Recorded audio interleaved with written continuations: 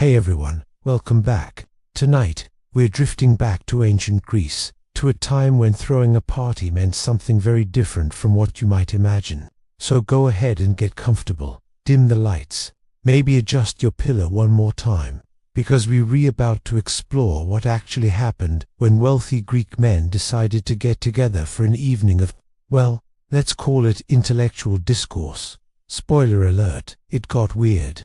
Now, when most people think of ancient Greek parties, they picture philosophical debates, Plato's Symposium, Socrates holding forth on the nature of love, while everyone nods thoughtfully. Very civilized, very highbrow, and sure, that happened sometimes. But the reality of Greek symposia, which is what they called their drinking parties, was considerably messier, stranger, and more uncomfortable than your high school classics teacher probably let on. First, let's be clear about who was invited to these gatherings. It was men, wealthy men, free men, no women allowed, except for a very specific category we'll get to in a moment. No slaves, obviously, except the ones serving the wine, which was everyone's main focus. Really, the symposium was essentially a formalized drinking club, and everything else, the music, the poetry, the philosophy, was just elaborate set dressing for the main event, which was getting absolutely plastered in the most refined way possible. The word symposium literally means drinking together, which is perhaps the most honest thing the ancient Greeks ever named. These weren't dinner parties. Exactly. Dinner happened first, in a separate event called the deep. That was the food portion of the evening. Roasted meats, fish, bread, cheese, standard fare. But once the plates were cleared and the tables pushed aside, the real party began.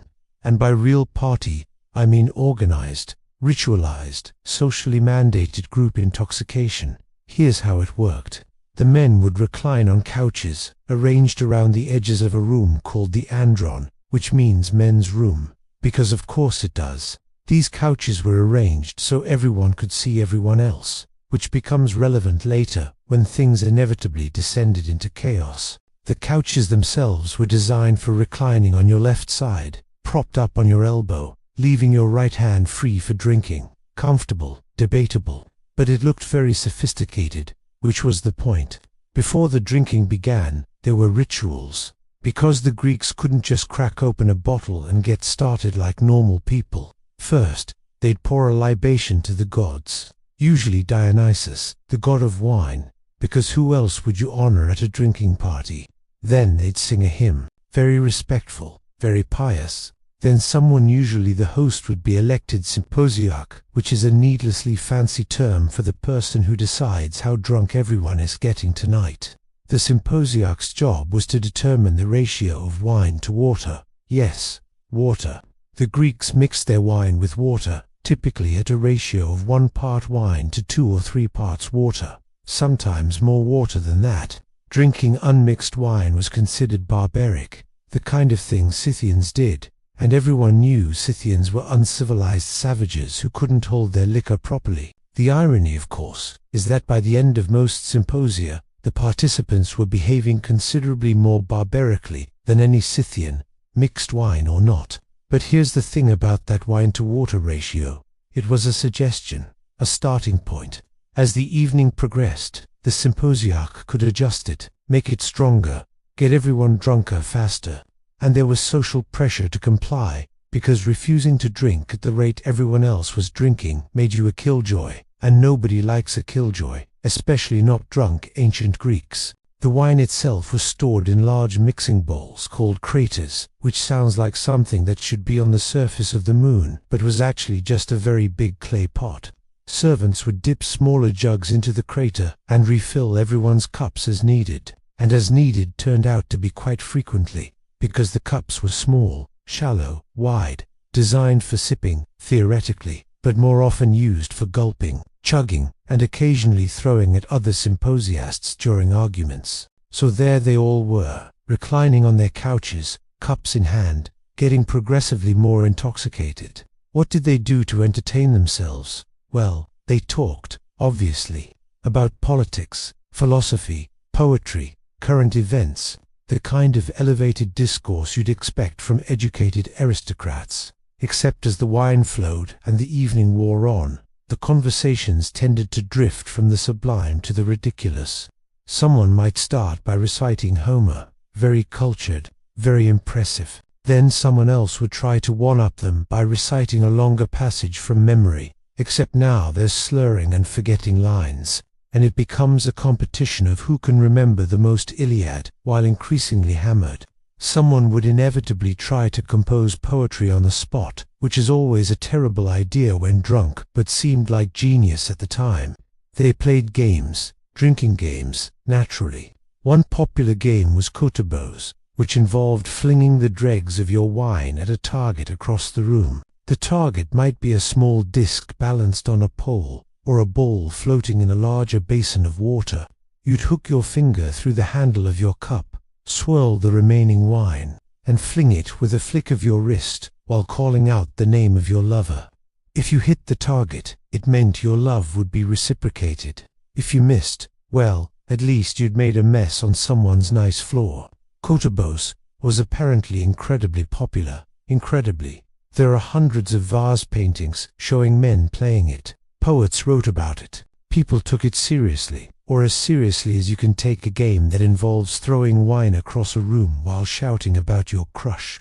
The game required skill, which meant sober players had an advantage, which meant it was usually played early in the evening before everyone was too drunk to aim properly. As the night went on and inhibitions dissolved, things got more physical. Wrestling matches broke out. Not organized, official wrestling. Just drunk men deciding to grapple each other on the floor to prove who was stronger. Naturally, this ended in injury more often than you'd think, though apparently not often enough to stop people from doing it at every single symposium. There was music. Professional musicians, usually slaves, would play the Alazard double reed instrument that looked like two recorders taped together and sounded like a duck having an existential crisis, or the lyre, which was more refined and less duck-adjacent. Singers would perform popular songs, and eventually, after enough wine, everyone would join in, regardless of whether they could actually sing. Now, let's talk about the women who were present. Not wives. Wives stayed home. Respectable women stayed home. The women at symposia were hitirai, which is often translated as courtesans, but really means educated sex workers who could hold a conversation and play music. They were hired entertainment, and their presence was expected at any respectable symposium. The hitairi would recline alongside the men, drink with them, flirt with them, and occasionally sleep with them, depending on arrangements made beforehand. They were trained in music, dance, and witty banter. They could quote poetry. They could debate philosophy. They were, in many ways, more intellectually stimulating companions than the men's actual wives, who had been married off as teenagers and kept in seclusion specifically to prevent them from becoming interesting. This arrangement was considered totally normal, totally acceptable. A man could recline at a symposium with a hetaira draped across his couch while his wife sat at home, and nobody thought twice about it, because marriage was about producing legitimate heirs and managing the household. Love, companionship, and intellectual stimulation, those were for parties with other people. Some of the most famous hitirai became celebrities in their own right. Aspasia, who became the partner of Pericles, was renowned for her intelligence and political acumen. Philosophers visited her to debate. Politicians sought her advice. She was more influential than most men, which scandalized exactly the people you'd expect it to scandalize. Then there was Phryne, who was so beautiful that when she was put on trial for impiety, her defense attorney allegedly tore open her robe to reveal her breasts to the jury, arguing that such beauty could not be impious because it was clearly a gift from the gods. The jury acquitted her, because ancient Greek justice was nothing if not deeply weird. But back to the symposium. As the evening progressed and the wine flowed freely, things deteriorated in predictable ways. Arguments broke out. Philosophical debates devolved into shouting matches. Someone would inevitably say something offensive, someone else would take exception, and suddenly there were drunk men yelling at each other about whether Heraclitus or Parmenides had the better theory of being. Fights were common. Physical fights. Symposia regularly ended with broken furniture, broken pottery, and occasionally broken bones. There are court records of men suing each other over injuries sustained at symposia. One case involved a man who allegedly threw a drinking cup at another man's head, causing serious injury. The defense argued it was an accident. The prosecution argued it was assault. The jury presumably wondered why grown men couldn't drink wine without bludgeoning each other. Vomiting was expected. Not just tolerated. Expecto. There are vase paintings showing men vomiting at symposia, servants holding their heads, other men stepping carefully around the mess. It was part of the evening's entertainment. Apparently, get drunk, vomit, keep drinking. Sophisticated. Some symposiasts would drink until they passed out entirely. There are depictions of unconscious men being carried home by slaves, limp and useless, presumably to wake up the next morning with catastrophic hangovers and very few memories of the intellectual discourse they de-engaged in. Sex happened. Of course, sex happened. Sometimes with the hit rye, sometimes with the servants, sometimes with each other, because Greek attitudes toward male homosexuality were complicated. Pederasty was socially acceptable within specific parameters that are deeply uncomfortable to modern sensibilities, and symposia were one of the venues where older men would pursue younger men who were expected to be flattered by the attention. The whole system was riddled with power imbalances and coercion, but it was normalized to the point where philosophers wrote about it as an elevated form of love. Plato's Symposium, that famous dialogue about the nature of love, is set at a drinking party where the participants are all men, some of whom are explicitly in sexual relationships with each other. They spend the evening discussing whether physical or spiritual love is superior, which is very high-minded, until you remember they were all drunk, and half of them are probably going home together afterward. Let's drift over to what happened when symposia went truly off the rails. The Kamoi. After the drinking party ended, or rather, after it had exhausted itself indoors, groups of drunk men would spill out into the streets for a kamoi, which was essentially a drunken procession through the city. They'd wander from house to house, banging on doors, singing loudly, making general nuisances of themselves. Sometimes they'd crash other people's symposia, just show up uninvited, demand to be let in, and start drinking someone else's wine. This was considered rude but not outrageous. In fact, there are stories of famous philosophers doing exactly this.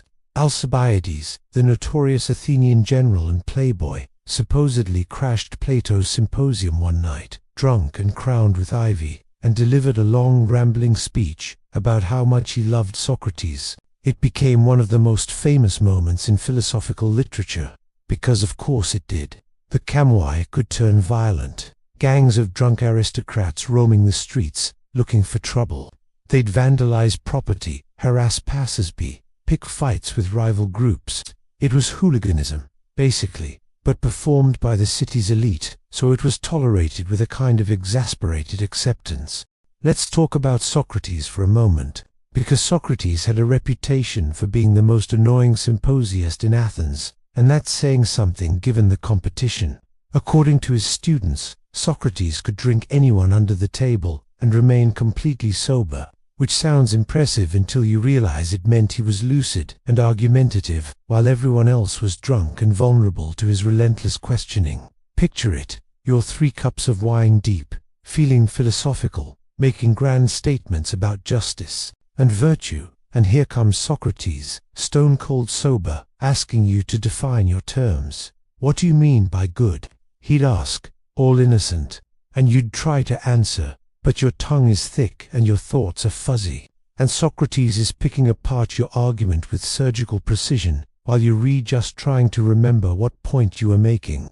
By the end of the evening, he'd have reduced you to stammering contradictions, and you'd go home feeling intellectually demolished and personally attacked. Fun times. Socrates did this constantly. At every symposium, it was his thing. He'd show up, drink everyone under the table, philosophically humiliate the other guests, and then walk home at dawn, completely unaffected, ready to spend the next day in the agora, doing the same thing to random passers-by.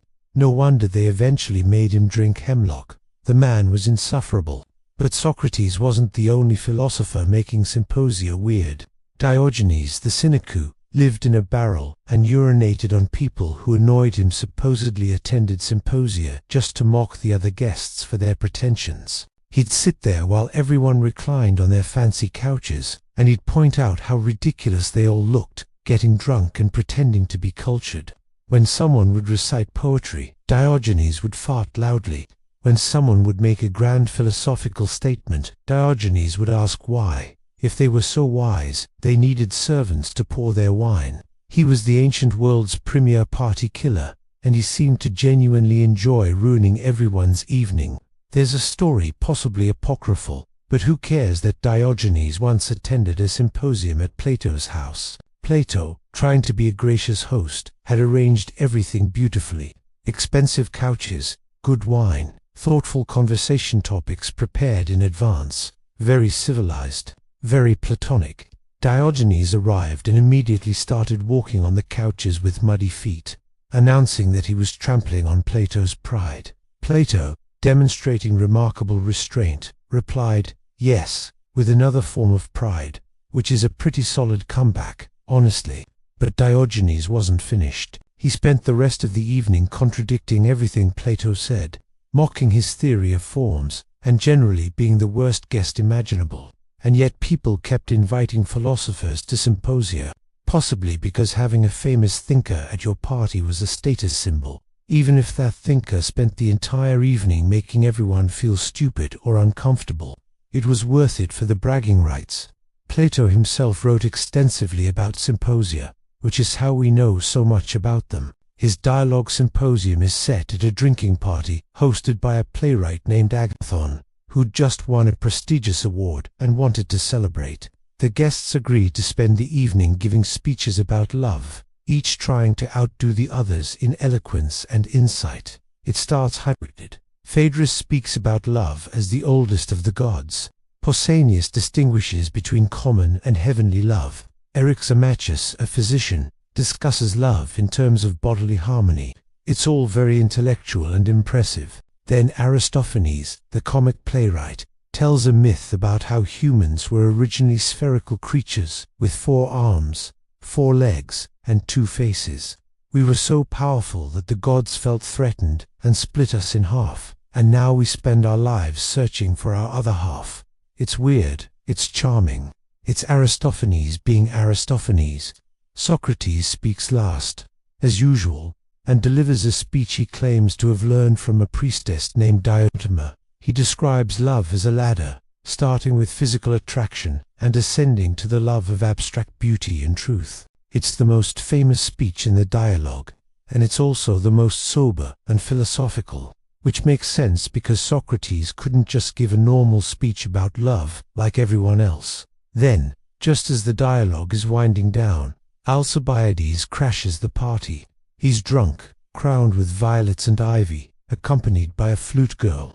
He announces he's too drunk to give a proper speech about love, so instead, he'll give a speech about Socrates.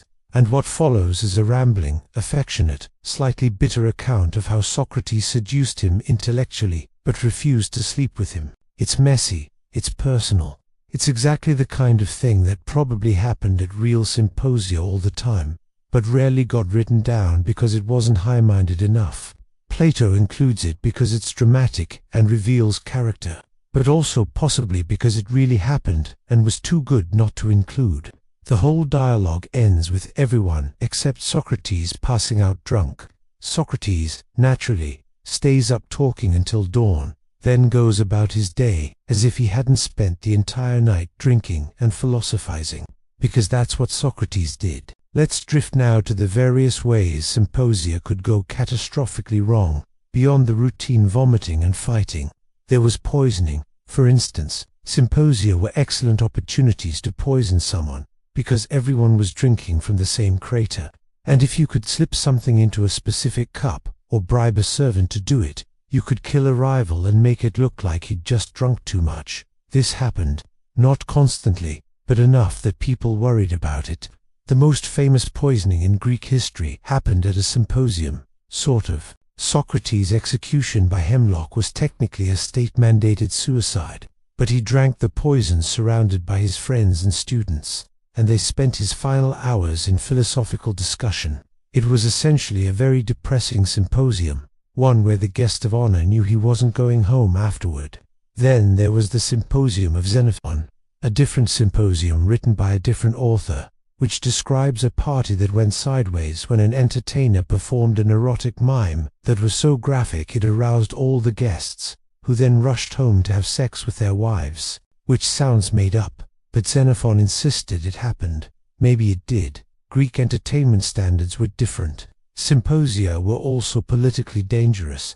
Plotting happened at symposia. Conspiracies were hatched. The Athenian oligarchic coup of 411 BCE was organized, at least in part, at private drinking parties where aristocrats met away from public scrutiny and planned their takeover of the democracy. When the oligarchy fell and democracy was restored, symposia came under suspicion. Who knew what those aristocrats were talking about while drunk? Probably nothing good. Probably sedition. There was a period where attending too many symposia, or the wrong symposia, could make you politically suspect. But people kept having them anyway, because what else were wealthy Greek men supposed to do with their evenings? Stay home with their wives. Read by lamplight. Unthinkable. The symposium tradition eventually spread beyond Athens. Greek colonies throughout the Mediterranean adopted it. Then the Romans picked it up, renamed it commissatio, and made it even more decadent and excessive, because Romans couldn't do anything halfway. Roman dinner parties, or convivia, followed a similar structure: food first, then drinking.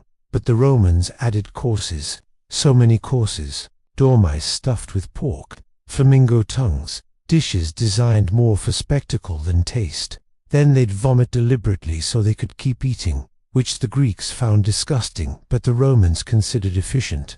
The Romans also added vomitoria to their party venues, which were actually just passages for crowd flow, but got their name because people assumed they were for vomiting. They weren't, but given what happened at Roman parties, it's an understandable mistake. Let's drift back to Greece, to the less famous aspects of symposia that rarely make it into philosophy textbooks: the slaves. There were always slaves at symposia, serving wine, playing music, cleaning up messes. They were invisible in most accounts, mentioned only when they did something notable like drop a cup or get assaulted by a drunk guest, which happened frequently. Slaves at symposia had no recourse if a guest decided to abuse them. They couldn't refuse service. They couldn't complain. They just had to endure whatever happened and hope their master was sober enough to intervene if things got too bad, which he often wasn't. There are court cases about symposiasts assaulting slaves belonging to other guests, which became a legal issue not because the slave was harmed, but because the slave was someone else's property, and therefore the assault was technically property damage. The slave's suffering was legally irrelevant. The owner's inconvenience was what mattered. The entertainment at symposia could be disturbing. Acrobats performing dangerous stunts for drunk crowds, dancers pushing physical limits for applause, mock battles and gladiatorial-style fights, not to the death but violent enough to cause injury, all for the amusement of men who were too drunk to appreciate the skill involved but sober enough to throw coins if they enjoyed the show.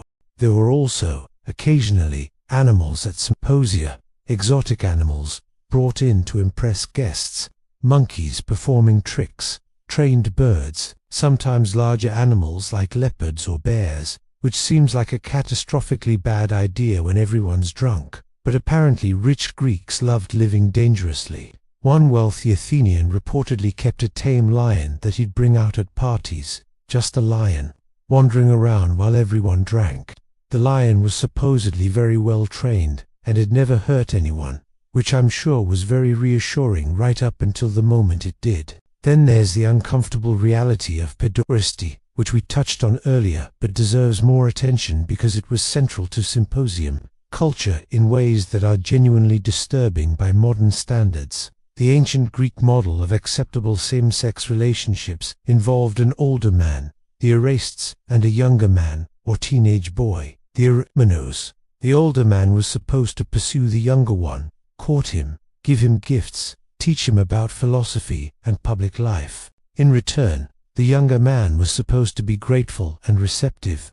though not too eager, because that would be unseemly. This relationship was supposed to be educational and uplifting. The older man was molding the younger one into a proper citizen. That was the theory. In practice, it was often exploitative and coercive, with significant power imbalances and social pressure on the younger party to acquiesce. Symposia were where these relationships were initiated and conducted.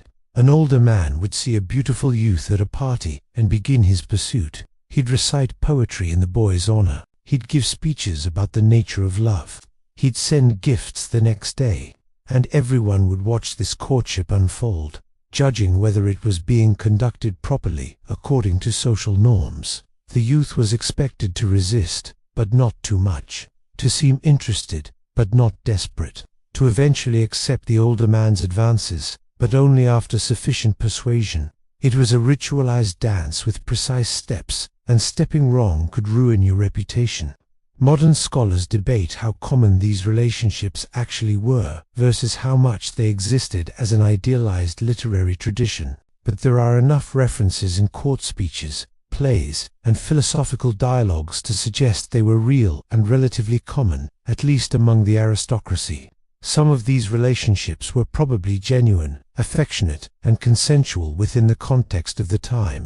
Others were almost certainly exploitative, with young men feeling pressured to accept advances from powerful older men who could advance or damage their social standing. Plato, writing about love, tried to elevate these relationships into something purely spiritual and philosophical. He argued that physical desire should be transcended in favor of intellectual and spiritual connection, which is a lovely sentiment, but probably wasn't what most erased had in mind when pursuing teenage boys at symposia. Xenophon, in his Symposium, describes a wealthy man named Callias hosting a party where he's infatuated with a young man named Autolycus. Callias spends the entire evening staring at Autolycus, hanging on his every word, basically acting like a lovesick teenager despite being a grown man. Everyone at the party notices and finds it charming, because that was how these things worked. There's also the matter of what happened to men who pursued these relationships too enthusiastically or inappropriately. There were social rules. An older man who pursued a youth of higher social status was overstepping. A man who pursued someone too young or too aggressively, or who was known to pursue many youths at once, could develop a reputation as a predator. But the consequences were social rather than legal. You'd be mocked, excluded from certain circles, maybe lampooned in a comedy, but you wouldn't be prosecuted unless you did something egregious, like assault a free citizen. Slaves and foreigners had no such protections. They could be pursued, used, and discarded with no social consequences whatsoever, which meant the power dynamics were even worse for them than for free Greek youths, which is saying something. Let's drift away from that unpleasantness and toward the more absurd aspects of symposium culture. There was an obsession with proper drinking etiquette, not just how much you drank, but how you held your cup, how you reclined, what you said while drinking. Getting drunk was expected, but getting drunk sloppily was shameful.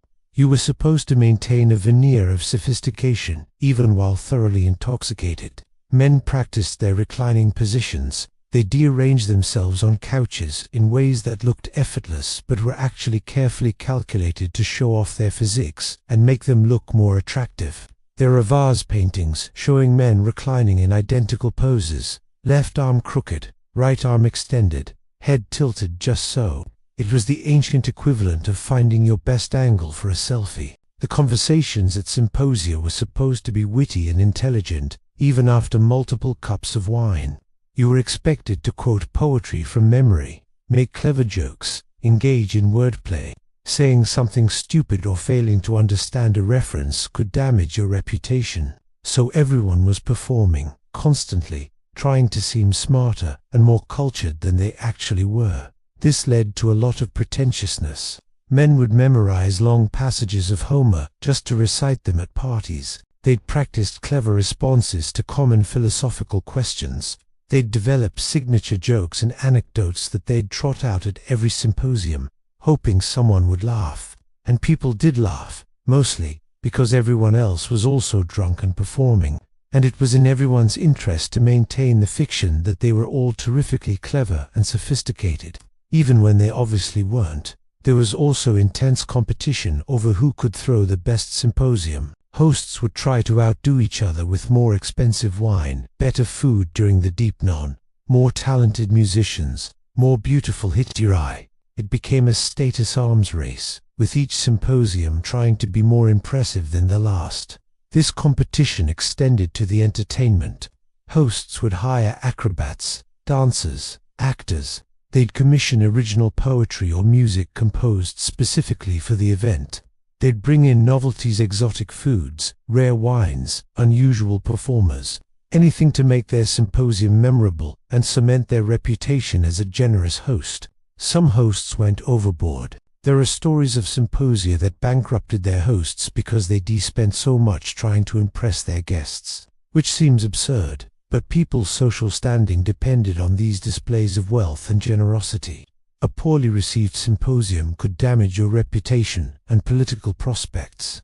The pressure to attend symposia was also intense. If you were invited and declined, you risked offending the host and being excluded from future events.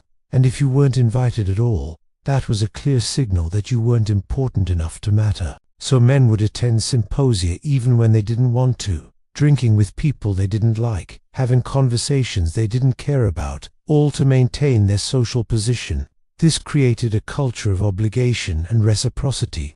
If someone invited you to their symposium, you were expected to invite them to yours. If someone gave you an expensive gift, you had to give one back. If someone praised you in public, you had to praise them in return. It was exhausting and performative, but it was how elite Greek society functioned. Let's talk about the aftermath of symposia.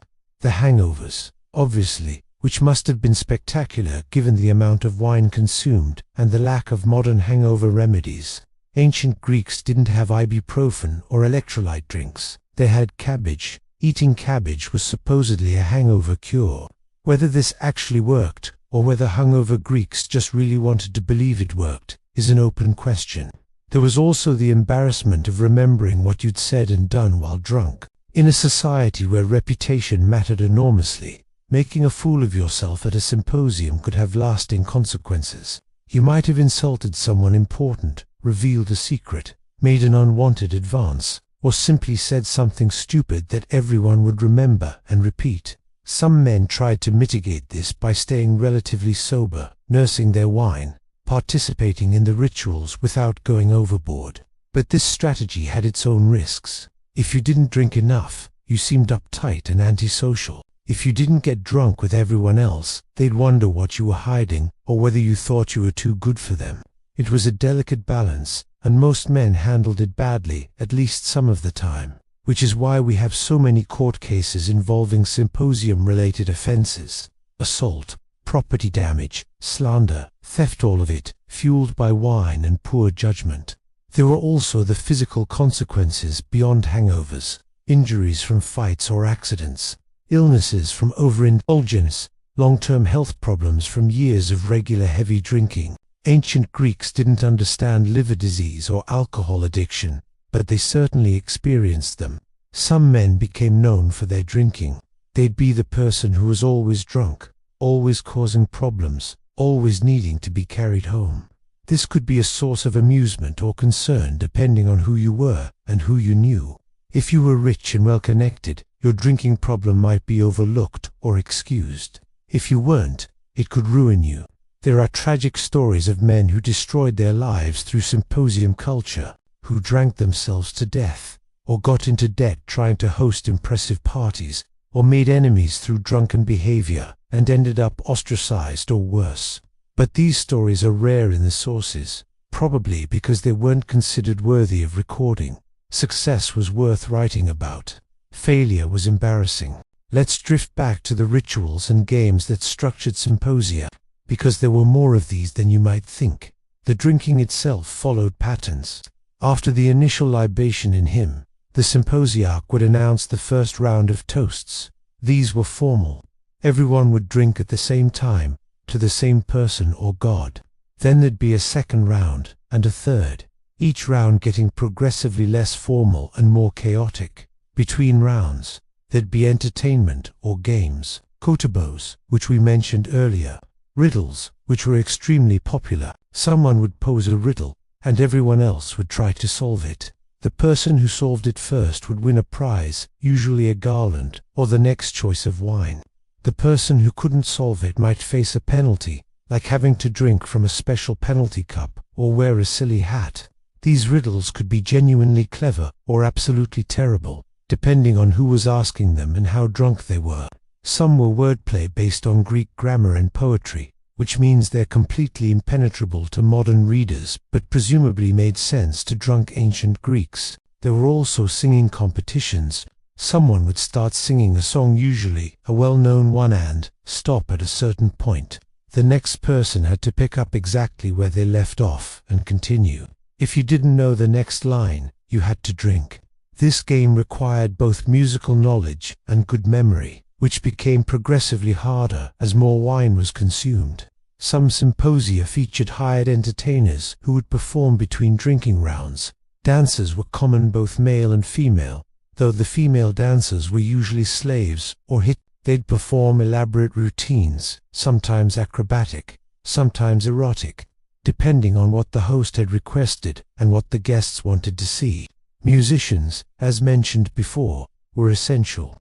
The aulos player and lyre player would provide background music throughout the evening, but sometimes they'd be asked to perform solos or accompany singers. Good musicians could command high fees and would be hired repeatedly by wealthy hosts. There were also rhapsodes, professional reciters of epic poetry. They'd perform passages from Homer or Hesiod, sometimes adding dramatic gestures and voice acting.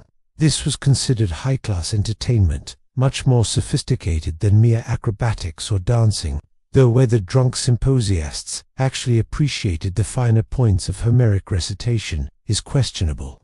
As the evening progressed and everyone got drunker, the entertainment would become more ribald. Jokes would get cruder, songs would get more explicit, dances would get more suggestive. The veneer of sophistication would gradually peel away, revealing the reality that this was just a bunch of drunk men trying to have a good time. Sometimes, philosophical discussions would break out spontaneously, not the planned, sober discussions, like in Plato's dialogues, but rambling, incoherent debates about the nature of reality, or justice, or whatever topic someone drunkenly fixated on. These conversations rarely led anywhere productive, but participants thought they were being profound, which was what mattered. Other times, the conversation would turn gossipy. Who was sleeping with whom? Who had financial problems? Whose wife was unhappy? Who was likely to be ostracized or indicted? Greek aristocrats were just as interested in scandal and drama as anyone else, and wine loosened tongues that might otherwise stay carefully controlled. Political discussions happened too, obviously. Athens was a democracy, which meant political power was constantly shifting and alliances needed to be maintained. Symposia were where deals were made, votes were traded, and coalitions were formed. The informal nature of the setting made it easier to speak frankly about things that couldn't be said in the assembly or law courts. This political function of symposia became controversial during democratic periods. Critics argued that aristocrats were using private drinking parties to circumvent democratic processes, which was true, but it wasn't clear what anyone could do about it. You couldn't ban people from having private parties. You couldn't forbid political discussion. So the practice continued, even as people grumbled about it. During oligarchic periods, symposia became even more important politically. Without democratic assemblies to attend, aristocrats needed other venues for organizing and coordinating. Symposia served that function perfectly. They were private, exclusive, and already structured around male bonding and loyalty. The most notorious example was the Symposium Club of the Hierarchies, political clubs that existed specifically to support their members in lawsuits, elections, and other public matters. These clubs would meet regularly at symposia to drink, bond, continue 847, and coordinate their activities. When democracy was overthrown in 411 BCE, these clubs were instrumental in organizing and executing the coup. After democracy was restored, the Hierarchies were viewed with suspicion, but they weren't banned, they just became more discreet. which meant the drinking continued, the plotting continued, and the fundamental structure of symposium culture remained unchanged. Let's talk about the physical spaces where symposia occurred. The andron, the men's room, was specifically designed for this purpose. It was usually the nicest room in the house, positioned to catch breezes in summer, with a door that could be closed for privacy. The floor would be decorated with elaborate mosaics, geometric patterns, scenes from mythology, sometimes even instructions for party games worked into the design. The walls would be painted with murals or hung with tapestries. Wealthy hosts would display their finest possessions in the andron, expensive furniture, imported pottery, silver cups, bronze vessels. Everything was designed to impress guests and demonstrate the host's wealth and taste. The couches were arranged along the walls, leaving the center of the room open for entertainers and servants to move around. Each couch could accommodate 1 or 2 people, reclining side by side. The number of couches determined how many guests could attend: 7 couches for 14 guests, 9 couches for 18 guests, and so on. The largest androns could hold 30 or more guests, which must have been absolute chaos. Imagine 30 drunk aristocrats, all reclining on couches, shouting to be heard over each other, while servants tried to navigate through the crowd with wine jugs and platters. It's a miracle anyone survived. Smaller symposia, with just 5 or 6 guests, were more intimate and probably more enjoyable. You could actually have a conversation without yelling. You could hear the musicians. You could pay attention to the entertainment without someone constantly blocking your view. But smaller symposia were also less prestigious, because they suggested you either couldn't afford to host more people or were unimportant enough to attract a larger crowd. The wine itself deserves more attention. Greek wine was thick, sweet, and strong. It needed to be diluted, not just for taste, but for safety. Undiluted wine could apparently cause serious intoxication very quickly, even by Greek standards. The wine came from all over the Greek world. Chios and Thasos were famous for their wines. Certain vintages were prized and expensive. A truly wealthy host would serve multiple types of wine throughout the evening, each one more impressive than the last. The wine was stored in amphorae, large clay jars with pointed bottoms that would be propped in stands or buried in sand. The amphorae were sealed with cork and pine resin, which gave the wine a distinctive flavor that Greeks apparently enjoyed, but which would taste strange to modern palates. Some wines were flavored with honey, spices, or herbs. Others were aged for years, developing complex flavors that connoisseurs would discuss at length. Wine had symbolic significance too. It was associated with Dionysus, god of wine, ecstasy, and theater. Drinking wine was a way of participating in divine power, of breaking down the barriers between mortal and immortal. Or at least that was the religious justification for getting hammered every few days. Dionysus himself was a complicated figure. He was both civilized and wild, both creative and destructive. His worship involved ecstatic rituals, frenzied dancing, and altered states of consciousness. The symposium, in a way, was a tamed version of Dionysian worship. Drinking and revelry contained within social structures and rules. But the boundaries between civilized and uncivilized were always thin at symposia. A few too many cups of wine, and men would start behaving like maenads, the wild followers of Dionysus who allegedly tore animals apart with their bare hands in ecstatic frenzy. Okay, probably not that extreme, but the potential for violence and chaos was always present. Some symposia would end with prayers or hymns to Dionysus, acknowledging his power and thanking him for the evening's pleasures. Others would end with everyone too drunk to remember they'd intended to pray. The god probably didn't mind either way. Let's drift toward the historical evolution of symposia, because they didn't stay the same throughout Greek history. In the Archaic period, symposia were more closely tied to aristocratic warrior culture.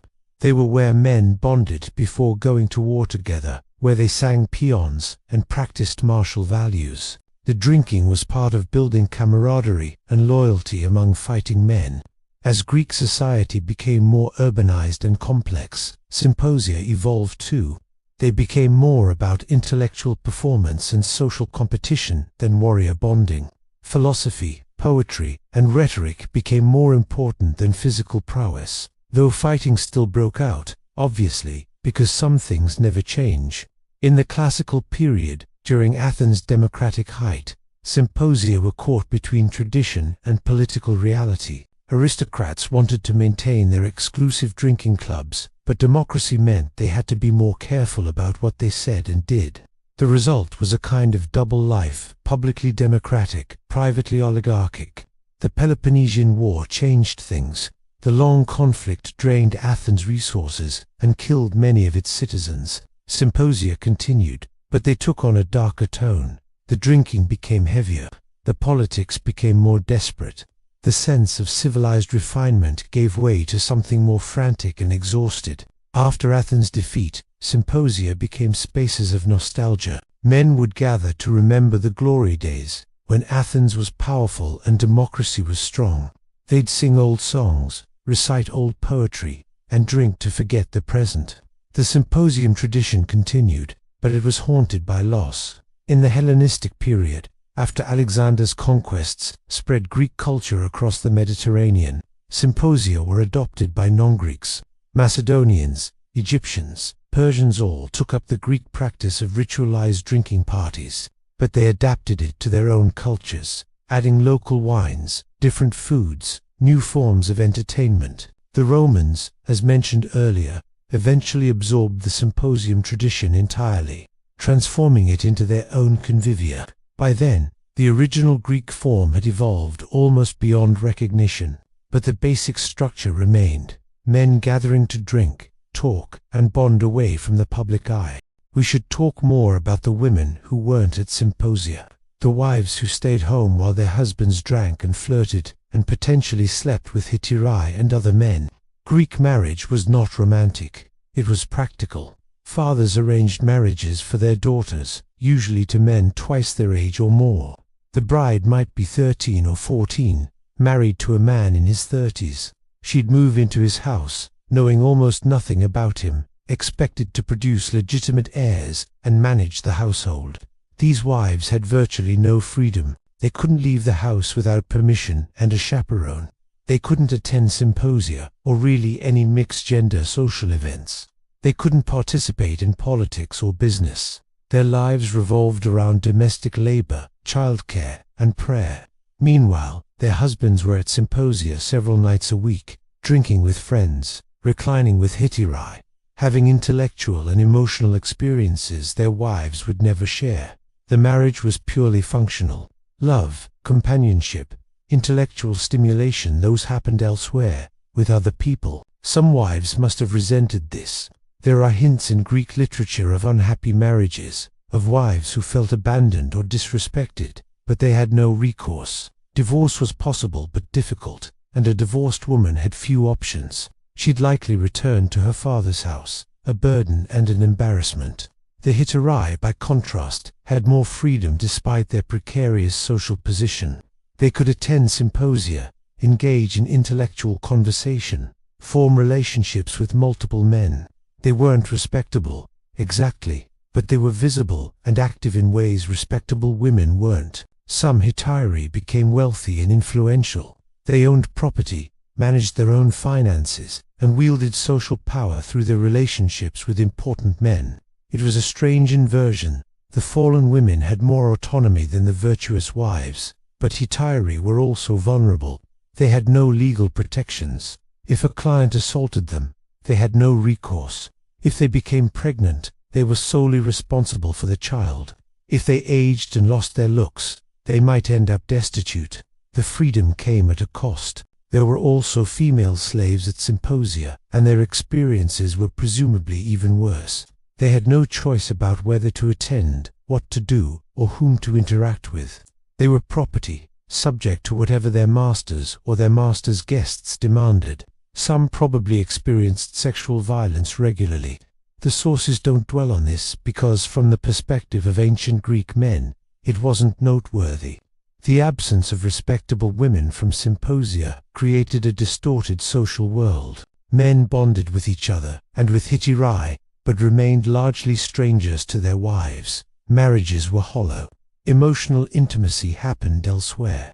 The whole system was designed to keep women subordinate and separate, and it worked, mostly, though probably not without generating resentment and unhappiness on all sides. There's a fragment from a comic play where a wife complains about her husband coming home drunk from symposia, smelling of wine and perfume. Clearly, having been with other women, she can't do anything about it except complain, and the play treats her complaint as comic nagging, which tells you everything about how Greek society viewed wives' grievances. Let's drift back to the morning after a symposium, because that had its own rituals and dynamics. Servants would clean up the mess: broken pottery, spilled wine, vomit, food scraps. The andron would be restored to respectability before the household women saw it. The evidence of the previous night's debauchery would be erased, maintaining the fiction that nothing inappropriate had occurred. Guests who'd passed out would be woken and sent home. Or, if they were close friends or important allies, they might be allowed to sleep it off in a spare room. There are references to men waking up in strange houses, confused about where they were and how they'd gotten there. Hangovers would be addressed with various remedies, most of which probably didn't work. Cabbage, as mentioned, honey, herbal concoctions. Some men would try the hair of the dog, approach drinking more wine to ease the hangover, which seems counterproductive but was apparently popular. If something notable had happened the night before a fight, an insult, a dramatic revelation, the participants would have to deal with the consequences. Apologies might be offered, grudges might be formed, lawsuits might be filed. There's a whole category of Greek legal cases involving symposium-related disputes. Assault cases, where one drunk guest injured another. Property damage cases, where someone broke expensive pottery or furniture. Slander cases, where someone said something defamatory while intoxicated. Greek courts had to adjudicate these disputes regularly, which suggests they were common. Some men would wake up and immediately regret what they'd said or done, but by then it was too late. The words had been spoken, the actions taken, the witnesses present.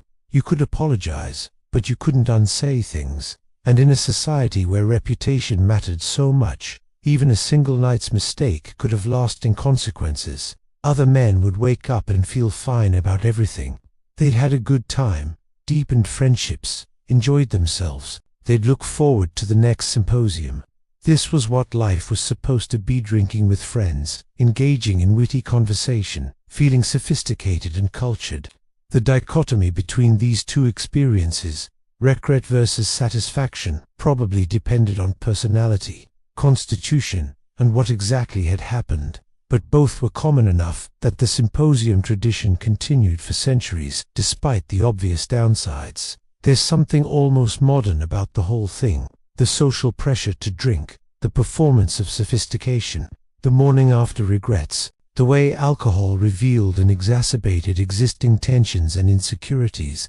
Greek symposia weren't so different from modern drinking culture, except for the reclining and the hierarchy and the ritualized pederasty. Actually, maybe they were quite different, but the underlying dynamics, the desire for social bonding, the use of alcohol as social lubricant, the tension between civilization and chaos, those feel universal. Let's talk about specific famous symposia that went memorably wrong. There was the Symposium of the Lapiths, which wasn't a historical event, but a mythological one depicted on countless vases and sculptures. The Lapiths, a tribe of humans, were holding a wedding feast and invited the centaurs. The centaurs got drunk and tried to abduct the bride and other women. A massive brawl broke out. The Lapiths eventually won, but only after considerable violence. This myth was frequently depicted in Greek art, possibly because it served as a warning about what happened when drinking wasn't properly controlled. The centaurs represented the bestial, uncivilized side of drinking, raw violence and lust without restraint. The Lapiths represented civilization barely maintaining order.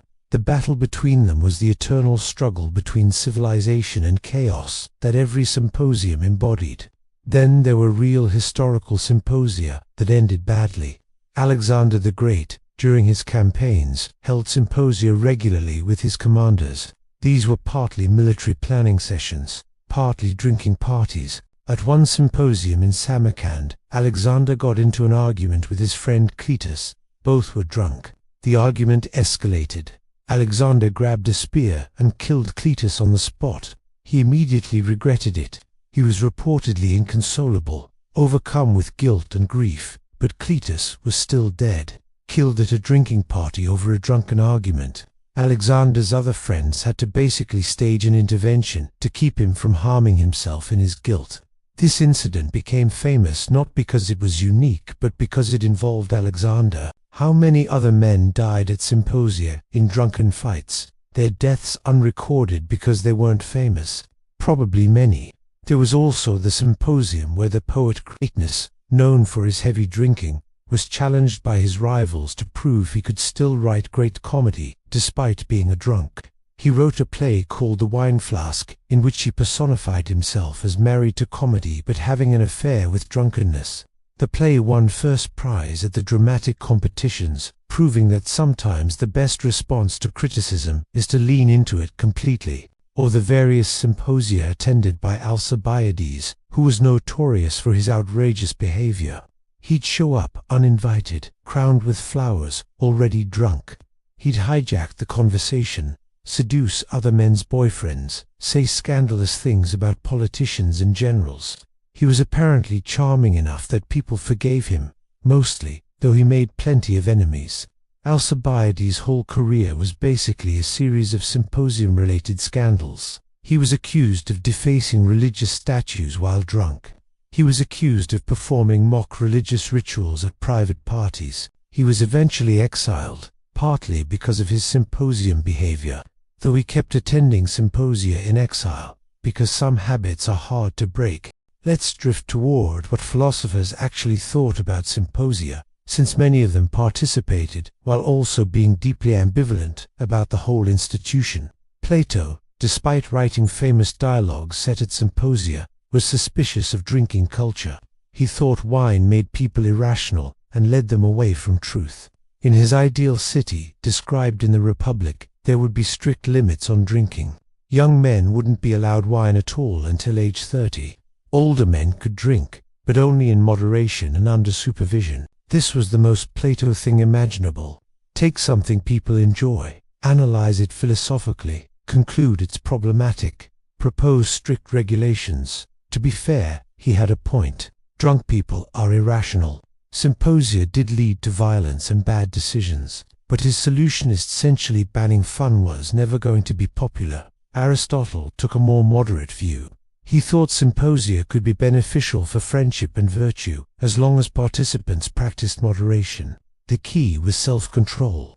You could drink and socialize, but you had to remain master of yourself. The problem wasn't symposia themselves, but excess and lack of restraint. This was more practical than Plato's approach, but still required a level of self-discipline that most people couldn't maintain after several cups of wine. Aristotle's ideal symposiast was someone who could drink enough to be social, but not enough to become irrational. In practice, this was difficult. The Stoics, later on, were even more disapproving. They thought any loss of rational control was problematic. Drinking to intoxication was a vice. Symposia were occasions of sin where men abandoned reason in favor of bodily pleasure. A proper Stoic would attend symposia out of social obligation, but would drink sparingly and remain aloof from the debauchery. This made Stoics deeply annoying symposium guests. Imagine everyone else getting progressively more drunk and relaxed, while one guy sits there, totally sober, silently judging everyone. That's the Stoic at a symposium. No wonder people didn't invite them often. The cynics, like Diogenes, thought the whole thing was a farce. Rich men pretending to be civilized while getting drunk and acting like animals. It was hypocrisy wrapped in expensive couches and fancy wine cups. The cynics would either refuse to attend or show up specifically to mock the proceedings. But despite all this philosophical criticism, symposia continued, because people liked them. They liked drinking with friends. They liked feeling sophisticated. They liked the social bonding and political networking. Philosophy could criticize, but it couldn't compete with actual enjoyment. There were attempts at reform. Some hosts would impose rules: no fighting, no political discussion, moderate drinking only. These rules were universally ignored once everyone got drunk, but the attempt was made. Some cities tried to regulate symposia. In Sparta, the famous military state, symposia were replaced with communal messes, where men ate together under strict military discipline. No private parties, no hiturie, no philosophical discussion, just soldiers eating military rations together. This was presented as more virtuous than Athenian-style symposia, and maybe it was, but it also sounds incredibly boring. Athens, being a democracy, couldn't easily regulate private behavior. The city did pass laws against certain kinds of conspiracies and seditious speech, which could apply to symposium conversations. But enforcing these laws was difficult, because what happened at private parties was hard to prove in court. So symposia continued, criticized but tolerated, until eventually Greek culture itself declined and the tradition faded. The Hellenistic kingdoms maintained symposium culture, but it changed. It became more about display and less about intimate bonding. Kings would host massive banquets with hundreds of guests, elaborate entertainment, exotic foods. These weren't intimate drinking parties anymore. They were propaganda, demonstrations of royal wealth and power. The Romans, when they took over, kept the basic structure but made it more decadent. More courses, more entertainment, more everything. The restraint and ritualization that had characterized Greek symposia such as it was gave way to pure excess. Christian writers, eventually, condemned the whole tradition. Drinking parties where men got drunk and committed various sins. Obviously evil, obviously pagan. The symposium became associated with the decadence and immorality of the classical world that Christianity was supposedly replacing. But drinking culture didn't disappear. It just changed forms. Medieval feasts, Renaissance banquets, modern dinner parties. The basic human desire to gather, drink, and socialize persisted across centuries and cultures. The specific form of the Greek symposium faded, but the impulse behind it remained. So what did symposia mean? What were they really about? On the surface, they were about drinking, about getting drunk in a socially acceptable way. But they were also about much more than that. They were about male bonding in a society where men and women lived largely separate lives. Symposia created spaces for emotional intimacy between men that marriages couldn't provide. They were where friendships deepened, where trust was built, where men could be vulnerable with each other in ways they couldn't be elsewhere. They were about social hierarchy and competition. Who hosted the best parties? Who had the most refined taste? Who could quote the most poetry? These were ways of establishing status in a competitive aristocratic society. Symposia were performances where men demonstrated their worth. They were about politics in a society where formal political institutions only told part of the story. Real decisions were made at symposia, real alliances were formed, real power was exercised. The symposium was a shadow government running parallel to official democratic or oligarchic structures. They were about the tension between civilization and chaos, order and disorder. The rituals and rules of symposia were meant to contain and control the chaos of intoxication. Sometimes they succeeded, often they failed. But the attempt was always made, because that's what separated Greeks from barbarians. Supposedly the ability to drink with style and restraint. They were about pleasure and its limits. How much enjoyment was acceptable? When did pleasure become vice? Symposia were laboratories for exploring these questions, even if the conclusions were usually more wine. Please, they were about masculinity and its performance.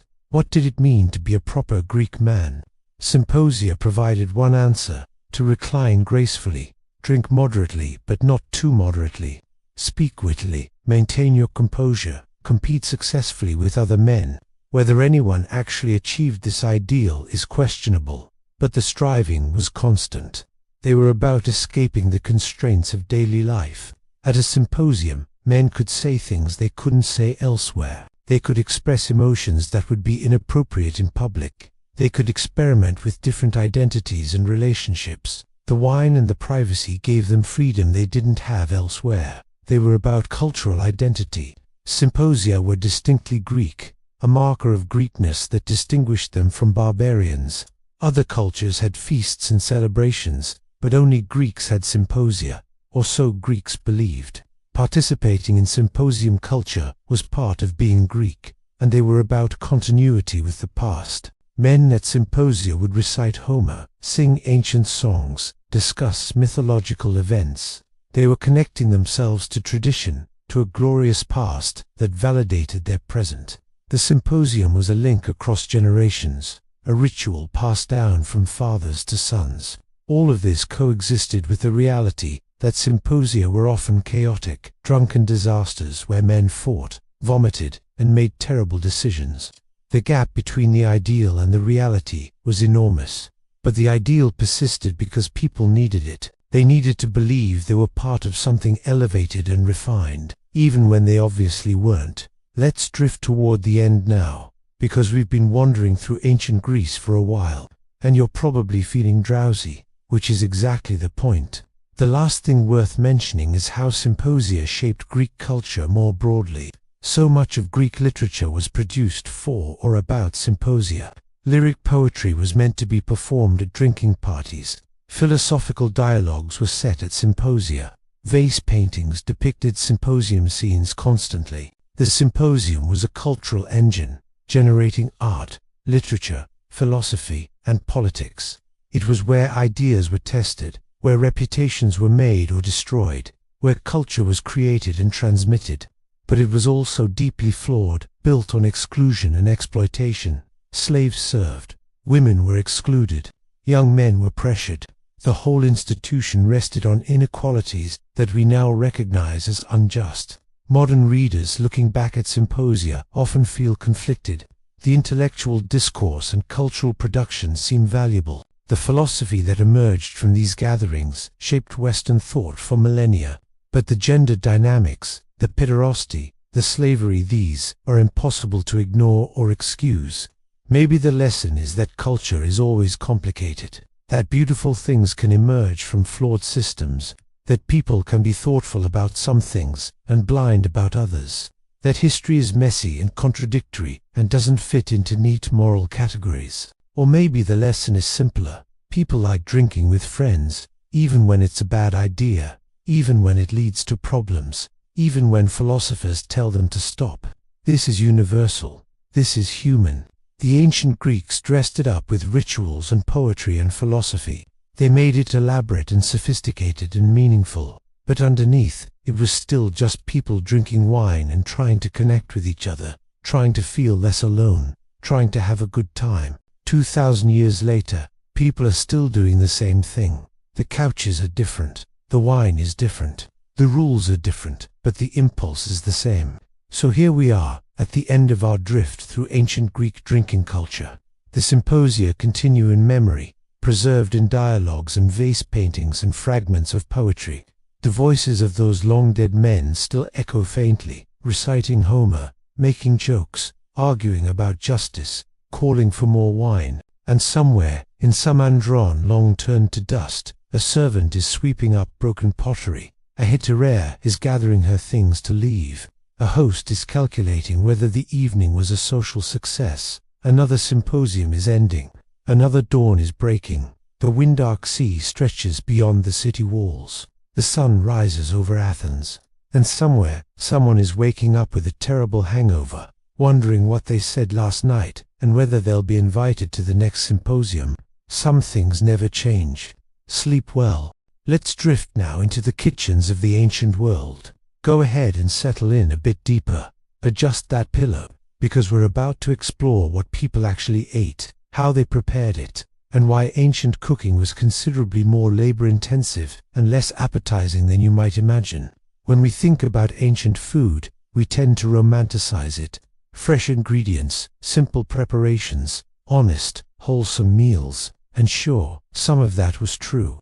But the reality of ancient cooking was mostly tedious, dangerous, and resulted in food that modern people would find deeply disappointing. Let's start with the basics. Fire. Everything began with fire, and fire was difficult. You couldn't just turn on a stove. You had to maintain a hearth, keep it burning constantly. or go through the elaborate process of starting a new fire from scratch using flint and tinder. This took time and skill. Bad weather made it harder. Damp wouldn't catch. Wind would blow out flames before they properly established. Once you had fire, you needed to maintain it at the right temperature for cooking. Too hot, and your food burned. Too cool, and it wouldn't cook through. There was no temperature dial, no thermometer, just experience and guesswork and constant attention. Ancient cooks developed an intuitive sense of fire management, but it still required vigilance every single time. The hearth was usually in the center of the main room, or sometimes in a separate kitchen structure if the household was wealthy enough. Smoke would rise through a hole in the roof. Theoretically. In practice, houses were chronically smoky. Everyone's eyes watered. Everyone's clothes smelled of smoke. Respiratory problems were common, but it was either that or freeze and starve, so people tolerated it. Now, let's talk about what they were actually cooking. For most people, most of the time, it was grain. Wheat, barley, millet, depending on the region and era. Grain was the foundation of the ancient diet. Everything else was supplementary. But you couldn't just eat grain. It had to be processed. Harvested grain had to be threshed to separate the edible parts from the chaff. Then it had to be winnowed, tossing it in the air so the wind would blow away the lighter chaff, while the heavier grain fell back down. Then it had to be ground into flour using a hand mill or mortar and pestle. This grinding was exhausting, repetitive labor, usually assigned to women or slaves. You'd spend hours every day grinding enough flour for your family's bread. The grinding stones would occasionally shed particles that ended up in the flour. So everyone was essentially eating tiny amounts of stone with every meal. This wore down teeth progressively over a lifetime. Dental attrition was universal in the ancient world. Once you had flour, you could make bread, or rather, you could make a dense, heavy flatbread that bore little resemblance to modern bread. Ancient bread was unleavened, or only slightly leavened, baked on hot stones or in primitive ovens. It was filling, certainly, nutritious, arguably, delicious. That's being generous. Egyptian bread was particularly gritty because their flour contained even more stone particles than usual. Archaeologists examining Egyptian mummies find teeth ground down to nubs by middle age. Everyone was essentially chewing sand with every bite. But bread was sustenance, and sustenance mattered more than dental health. The Greeks made several types of bread. Maza, a barley cake, was the staple. It was thick, solid, barely palatable. You'd break off chunks and eat it with whatever else was available: olive oil, cheese, onions, fish if you were lucky. The bread wasn't meant to taste good, it was meant to fill your stomach. Wealthier Greeks could afford wheat bread, which was softer and more refined. This was a status symbol. White bread meant you had money and didn't have to eat peasant food. The obsession with white bread has persisted for millennia. Apparently, even though nutritionally it's inferior to whole grain options, the Romans eventually developed more sophisticated bread-making techniques. They had professional bakers. They had different types of bread for different occasions. They even had something approaching modern leavened bread, risen with sourdough starters and baked in proper ovens. But this was later, and only for those who could afford it. For everyone else, bread remained dense, dark, and difficult to chew. Let's talk about the other staple of the ancient diet: porridge. If bread was boring, porridge was somehow even more boring, but it was easier to make and easier to eat, especially for the elderly or those with bad teeth, which was increasingly everyone over 40.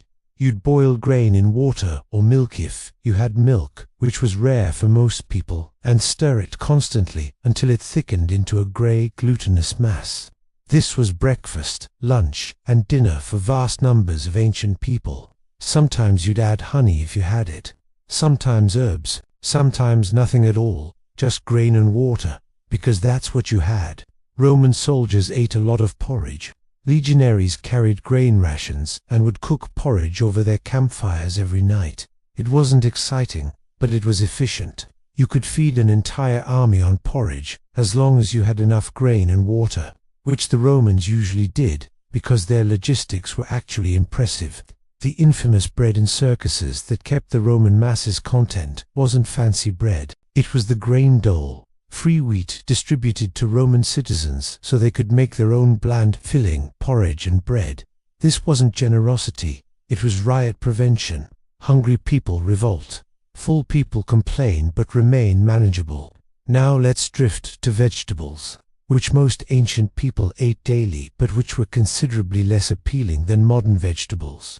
Ancient vegetables were smaller, tougher, and more bitter than their modern descendants. Thousands of years of selective breeding have made vegetables larger, sweeter, and more palatable. Ancient carrots were thin, woody, and either white or purple. Ancient lettuce was bitter and stringy. Ancient onions made you cry more and tasted stronger. People ate what they could grow or forage. Onions, garlic, leeks, radishes, turnips, beets, cabbage, lentils, beans, peas. These were the workhorses of the ancient diet. You'd boil them into soups and stews, or roast them in the coals, or eat them raw if you were desperate or in a hurry. Lentils and beans were crucial protein sources for people who couldn't afford much meat, which was most people. A lentil stew with onions and herbs was a common meal across the Mediterranean. It was cheap, filling, and nutritious. It was also, frankly, monotonous when you ate it several times a week. The Greeks made a dish called black broth, which was basically a lentil soup. Different regions had their own versions. The Spartans were famous for their black broth, which supposedly tasted awful even by ancient standards. One story claims a foreign visitor tried Spartan black broth and said he finally understood why Spartans were so willing to die in battle. Death was preferable to eating that food again. This is probably exaggerated, but it captures something true about ancient cooking. Much of it ranged from bland to actively unpleasant. Vegetables were preserved for winter through drying or pickling in brine. Pickled vegetables were salty, mushy, and vaguely fermented tasting, but they prevented scurvy and provided variety during months when fresh vegetables weren't available. So people ate them and were grateful. Let's talk about meat now, because meat was expensive and rare for most ancient people. The wealthy ate meat regularly. The poor ate it occasionally, usually at festivals or religious ceremonies when animals were sacrificed and the meat distributed. Otherwise, meat was a luxury reserved for special occasions or the aristocracy. When animals were slaughtered, nothing was wasted. Absolutely nothing. The meat would be roasted or boiled. The organs would be cooked into stews. The blood would be collected and made into sausages. The bones would be boiled for broth. The skin would be tanned for leather. The sinews would be used as thread. Even the intestines had uses, as sausage casings, or for other purposes we'd rather not dwell on. Ancient butchering was efficient out of necessity. Animals were valuable. Wasting any part was economically foolish and morally questionable. So you ate parts that modern people would refuse: ears, snouts, feet, tails, organs. All of it went into the pot. Roasting meat was the most prestigious preparation method. You'd spit roast large cuts over an open fire, basting them with oil or wine. This required constant attention and significant fuel. It was impressive, festive, usually reserved for important occasions. The smoke and smell would attract the entire neighborhood. Roasting meat announced that you were wealthy enough to afford it. Boiling was more common for everyday consumption when meat was available at all. You'd throw chunks of meat into a pot with water, vegetables, and herbs, and let it simmer for hours. The resulting stew would be ladled over bread or porridge. The meat itself might be tough and stringy, but at least the broth was flavorful. Sausages were popular across the ancient world. You'd take scraps of meat, mix them with fat, blood, herbs, and grain, stuff everything into intestine casings, and either cook them immediately or smoke them for preservation. Ancient sausages were probably quite good, actually, because fat and salt make everything taste better. The Romans developed a particular obsession with garum, which was fermented fish sauce. They put it on everything, absolutely everything: meat, vegetables, bread, even desserts. It was the ketchup of the Roman world, except it smelled considerably worse. Garum was made by layering fish cuts, salt, and sometimes whole small fish in large containers and letting them ferment in the sun for months. The resulting liquid was drained off, strained, and sold. High-quality garum was expensive and prized. Low-quality garum was cheap and still widely used because it added flavor and salt to otherwise bland food. Modern people who've tried recreated garum report that it's actually quite good, similar to modern Asian fish sauces. But the smell during production must have been horrific. Garum factories were relegated to the edges of towns because the stench was intolerable. Let's drift to fish, which was more accessible than meat for people living near water. Coastal communities ate fish regularly. It was caught fresh, brought to market, and cooked the same day because refrigeration didn't exist and fish spoiled quickly. You'd grill it, fry it in olive oil if you had oil, or boil it into soup. Small fish would be fried whole. Larger fish would be cut into steaks. Fish was also preserved through salting or drying. Salted fish was intensely salty, tough, and fishy tasting in ways that modern people would find overwhelming, but it lasted months without spoiling, making it valuable for trade and for feeding people far from the coast. The Greeks and Romans both loved shellfish, oysters, mussels, clams, sea urchins, anything you could pull from the ocean. These were eaten raw or barely cooked, just like today. The main difference was that ancient people had no way of ensuring the shellfish were safe to eat. Food poisoning from contaminated shellfish was common and occasionally fatal. There are references in ancient sources to people dying after eating bad oysters or mussels, but the shellfish were delicious and usually safe, so people kept eating them. Risk assessment in the ancient world was different. You accepted certain dangers because the alternative was never eating anything interesting. Inland communities had less access to fresh fish, but would buy dried or salted fish from traders. This was expensive, though cheaper than meat.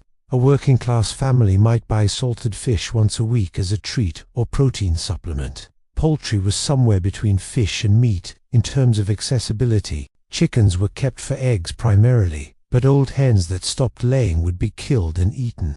The meat was tough and required long cooking, but it was still meat. Geese and ducks were raised by wealthier households.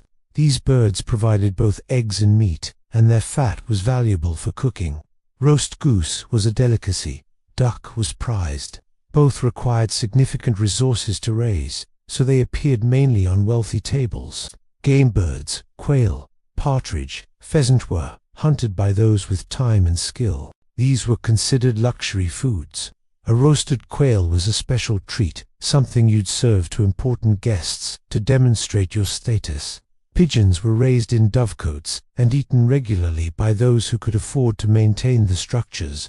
Pigeon meat is dark and rich, quite good actually, though the birds themselves are small, so you'd need several for a meal. Now let's talk about cooking methods in more detail, because the techniques were limited and often hazardous. Boiling was the most common method. You'd hang a pot over the fire and let ingredients simmer for hours. This was safe, relatively foolproof, and made tough ingredients tender, but it also made everything taste somewhat samey. The constant boiling merged flavors into a general savory mush. Pots were made of clay or metal. Clay pots were cheap but fragile. They'd crack from heat stress or get dropped and shatter. Metal pots were expensive but durable. Bronze was common for those who could afford it. Iron was used but would rust and flavor the food with metallic traces. Roasting over open flames required skill. Too close to the fire, and the outside burned before the inside cooked. Too far, and nothing happened. You'd adjust constantly, rotating spits, moving food closer or farther from the heat. This required experience and attention. Distraction meant disaster. Baking was difficult because ovens were rare and hard to regulate. You'd build a fire inside a domed clay structure, let it heat, rake out the coals, and quickly insert your bread or other items before the heat dissipated. The temperature was dropping the entire time. You had one shot to get it right. Only professional bakers or wealthy households had proper ovens. Everyone else baked on hot stones or clay griddles, making flatbreads instead of risen loaves. Frying was possible but uncommon because oil was expensive. Olive oil was the primary cooking fat in the Mediterranean, and it cost money. You didn't waste it on everyday cooking. Frying was reserved for special occasions or the wealthy. Animal fat lard from pigs, tallow from cattle, was used in northern regions where olives didn't grow. This was cheaper than olive oil, but still valuable. Most cooking involved no added fat at all, just water and the food's natural moisture. Grilling directly on coals was common for small items. You'd rake coals to the side of the fire and lay fish, vegetables, or small pieces of meat directly on them. Everything would taste of smoke and ash. This was normal, desirable even. Smoke was flavor. Now let's drift to the elaborate meals of the wealthy, because while most people ate simple, repetitive foods, the aristocracy ate very differently. Wealthy Greeks would host dinner parties, different from symposia, though the drinking party might follow where multiple courses were served. There'd be appetizers of olives, cheese, and fish, a main course of roasted meat with vegetables, side dishes of various preparations, desserts of honey cakes, fruit, and nuts. This food was prepared by household slaves who'd been trained in cooking. They'd work for hours in hot, smoky kitchens, preparing elaborate dishes that would be eaten in minutes. The effort was enormous, the waste substantial, but that was the point. Excess demonstrated wealth. Roman banquets took this to absurd extremes. The famous Roman feast described by Petronius in the Satyricon includes dormice rolled in honey and poppy seeds, sows, udders, oysters, scallops, flamingo tongues, nightingale's tongues, and increasingly bizarre dishes designed more to shock and impress than to taste good. Some of this is satire, but it's based on reality. Wealthy Romans really did eat exotic animals and body parts. They really did serve dozens of courses. They really did vomit between courses so they could continue eating. The indulgence was spectacular and revolting in equal measure. Roman cookbooks survive, most famously Epicurus's collection of recipes. These revealed cooking techniques considerably more sophisticated than what ordinary people used. Multiple sauces, complex spice blends, dishes that required hours of preparation and expensive imported ingredients. One recipe calls for flamingo, not just any part of the flamingos, specifically the tongue. You'd need dozens of flamingos to get enough tongues for a single dish. The expense and effort were the point. You weren't eating flamingo tongue because it tasted uniquely good. You were eating it because you could afford to kill dozens of exotic birds for a single meal. Other recipes are more reasonable.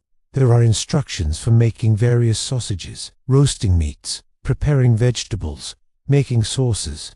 Some of these recipes sound genuinely appealing. Others sound confusing or off-putting by modern standards, like the Roman habit of combining sweet and savory in ways we'd find jarring honey with fish, wine with meat in unexpected ways.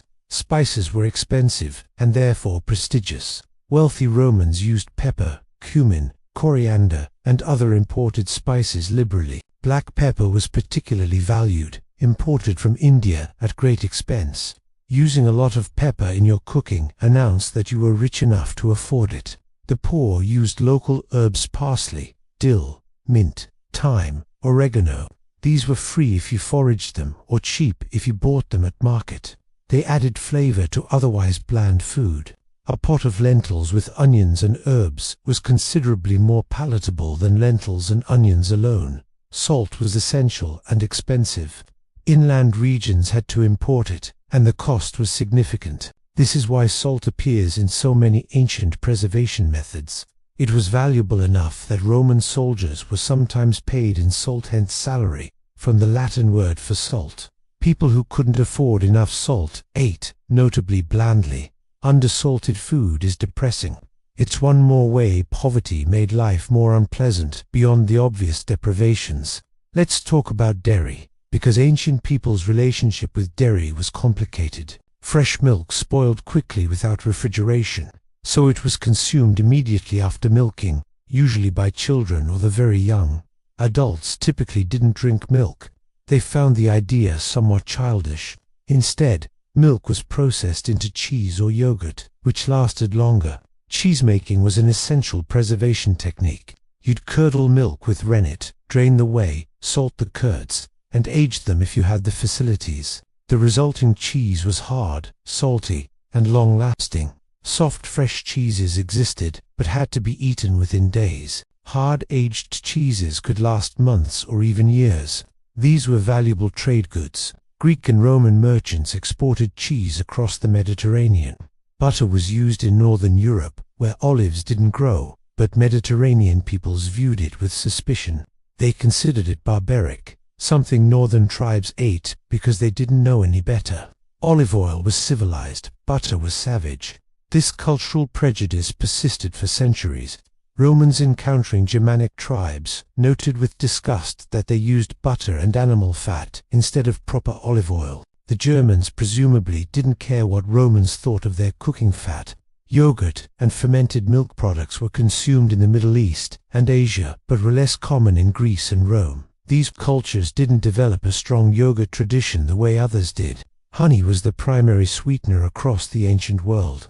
Sugar existed but wasn't widely available outside India and Southeast Asia.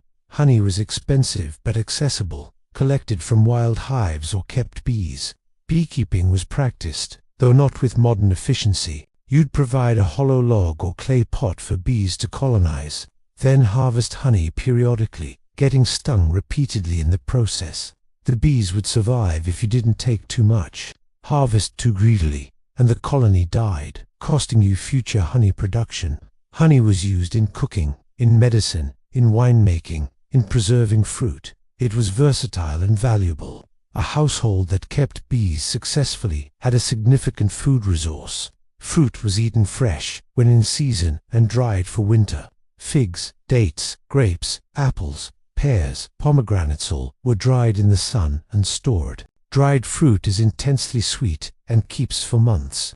It provided valuable calories and nutrients during winter when fresh fruit was unavailable. The Mediterranean diet that modern nutritionists praise was basically what wealthy ancient people ate: olive oil, fish, vegetables, whole grains, some meat, moderate wine. But this was only for those who could afford it. Most people ate a much narrower diet, heavy on grain and light on everything else. Let's drift to preservation techniques, because keeping food from spoiling was a constant challenge. Drying was the simplest method. Hang meat or fish in the sun and wind until all moisture evaporated. The result was rock hard and lasted indefinitely. You'd soak dried meat in water before cooking to rehydrate it somewhat. It never fully recovered its original texture. Salting was more expensive but more effective. Layer food with salt. Press it down. Let the salt draw out moisture. The result was preserved but intensely salty. Everything preserved this way required soaking or boiling in multiple changes of water to become edible. Smoking preserved while adding flavor. You'd hang meat or fish in a smoky enclosure for days or weeks. The smoke prevented bacterial growth and dried the food. Smoked foods were common in northern regions, where wood was abundant. Fermentation preserved through controlled bacterial action. Sauerkraut, pickles, fermented fish, wine, beer all were fermentation methods. The alcohol or acidity created environments where dangerous bacteria couldn't survive. Fermented foods dominated ancient diets more than modern ones. Wine was safer to drink than water in many places. Ancient water sources were often contaminated with parasites and bacteria. Wine's alcohol content made it safer, though ancient wine was lower in alcohol than modern wine. This is why mixing wine with water at symposia made sense. It was hydration with some safety margin built in. Beer was the everyday drink in Mesopotamia, Egypt, and parts of Europe. It was made from fermented grain, often barely alcoholic, consumed by everyone, including children. Like wine, it was safer than water. Unlike wine, it was cheaper and easier to produce in regions where grapes didn't grow well. The bread and beer cycle was fundamental to ancient Near Eastern life. You'd make bread from grain. You'd make beer from grain. You'd eat the bread and drink the beer. This was sustenance, day after day, with occasional vegetables and rarely meat. Food spoilage was constant, despite preservation efforts. You'd open a jar of preserved fish and find it had gone bad. You'd check your grain stores and find them infested with weevils. You'd leave bread out and find it moldy. There was no reliable food safety. People ate things that were slightly spoiled out of necessity. A bit of mold on bread. Scrape it off and eat the rest. meat that smelled slightly off. Cook it thoroughly and hope the heat killed whatever was growing. This led to recurring stomach problems and occasionally more serious food poisoning. Parasites were endemic. Eating undercooked pork gave you trichinosis. Eating contaminated water or food gave you various intestinal parasites. Archaeological examination of ancient latrines and preserved feces reveals that nearly everyone had parasites. This was normal. People lived with chronic low-level illness from parasitic infections and just accepted it as part of life. The daily work of food preparation was exhausting. Women, and it was almost always women or female slaves, would wake before dawn to start fires, grind grain, prepare bread or porridge, and begin cooking for the day. This took hours, every single day. There were no weekends for food preparation, no days off, no convenience foods. Everything from scratch, every time. The time and labor investment was enormous. Cleaning was also constant. Pots had to be scrubbed, utensils had to be washed, surfaces had to be kept clean to prevent pests. All without soap. Soap was rare and expensive. Most cleaning was done with sand, ash, and water. Fetching water itself was labor-intensive. Wells or public fountains might be a significant distance from home. You'd carry heavy jars of water back multiple times per day. Water for cooking, water for cleaning, water for drinking. This was usually women's or children's work. Gathering fuel for fires was similarly exhausting. Wood, dried dung, charcoal, whatever was available needed to be collected, stored, and kept dry. Running out of fuel meant no cooking, no heat. So fuel gathering was essential and time-consuming. The total labor investment in feeding a family was staggering. Modern people spend maybe an hour per day on food preparation and cleanup. Ancient people spent 4, 5, 6 hours more during harvest when food needed to be preserved. This is why slavery was so central to ancient economies. Wealthy households outsourced this labor to enslaved people. Multiple slaves working in shifts kept the household fed. The family members could focus on other things: politics, philosophy, leisure, because enslaved people were doing the grinding, hauling, cooking, and cleaning. For households without slaves, the women did everything. They ground grain until their hands ached. They carried water until their backs hurt. They cooked over smoky fires until their eyes watered constantly. And then they did it again the next day, and the next. This gendered division of labor was nearly universal across ancient cultures. Men hunted, farmed, or worked at trades. Women maintained the household, which meant endless food preparation. The labor was invisible in the sense that historical sources rarely mention it, but it was the foundation that made everything else possible.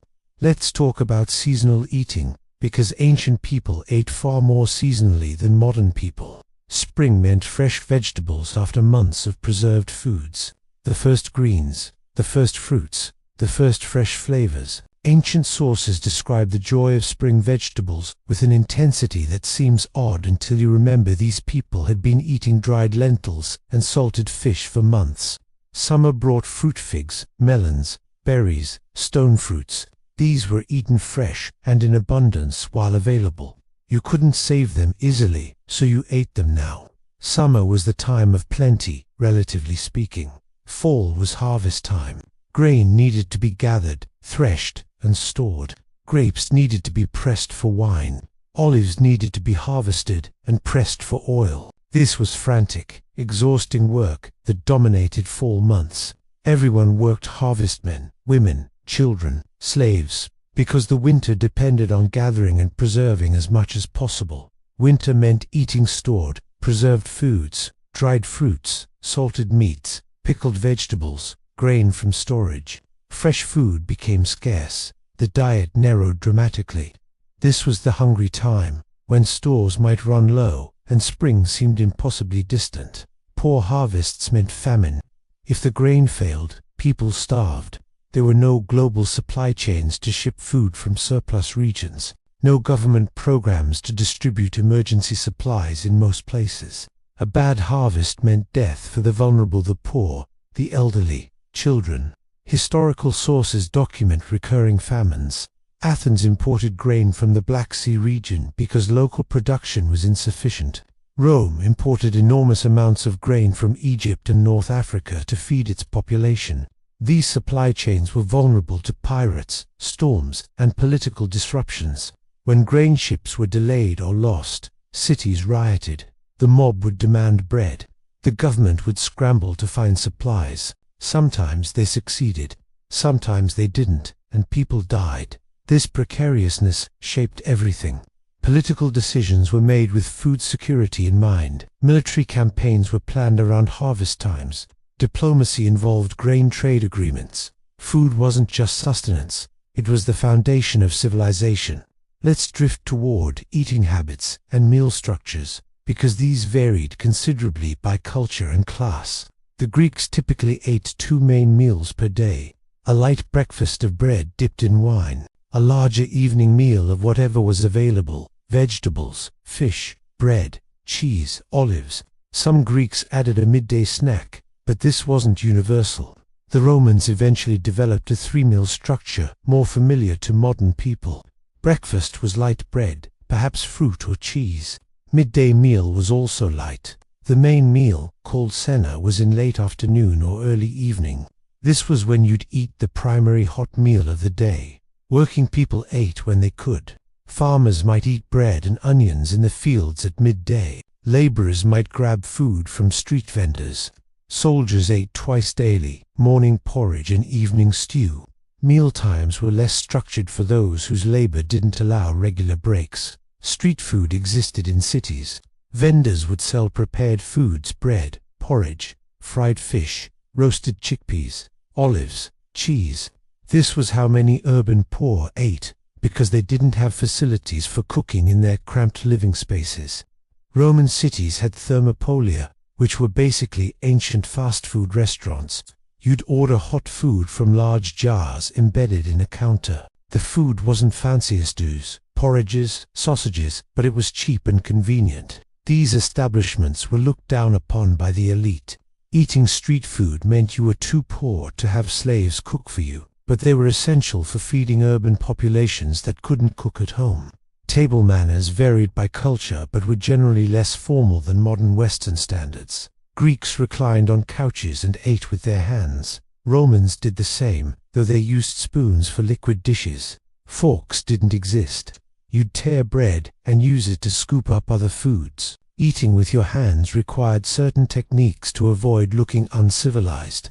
You'd use specific fingers, wipe your hands on bread or napkins, avoid letting food drip. There were rules, even if they differed from modern ones. Communal eating was common. Everyone would share from the same dishes placed in the center. Taking more than your share was rude. Taking the best pieces was aggressive. But subtle competition happened, because people are people. Let's talk about kitchen dangers, because ancient cooking was hazardous in ways modern people don't experience. Burns were constant. You worked over open flames, reached into ovens, handled hot pots without proper protection. Everyone had scars. Serious burns could become infected and kill you.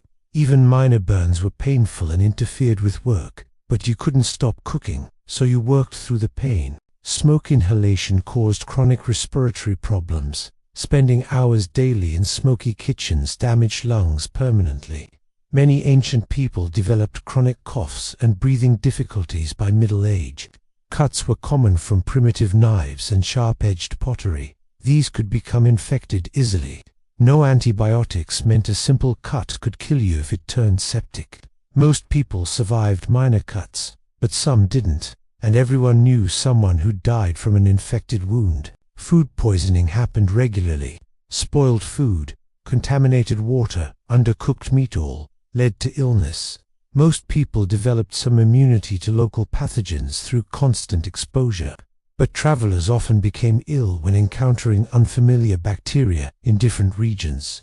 Lead poisoning affected Romans, particularly because they used lead pipes for water and lead-lined vessels for cooking and storing wine. Chronic lead exposure caused neurological damage, infertility, and death. Romans didn't understand this. They just knew that water sometimes tasted sweet, which was the lead leaching in, and that rich people who used more lead vessels tended to have more health problems. Mercury was sometimes used in food preservation or medicine, with predictably terrible results.